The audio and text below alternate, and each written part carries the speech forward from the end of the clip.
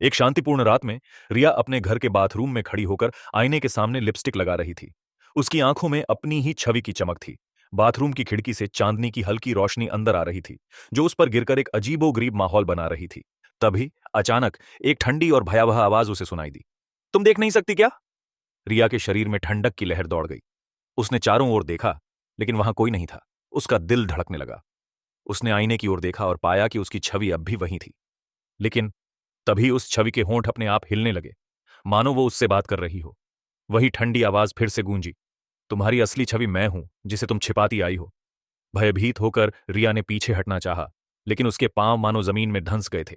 उसकी आंखों के सामने आईने में उसकी छवि ने एक भयावह और माकाब्रिक रूप धर लिया। अब वो सिर्फ एक छाया थी, जिसका चेहरा विकृत और आंखें गहराई में डूबी हुई थीं। रिया का दिल जोर जोर से धड़कने लगा। उसकी आवाज लरज गई।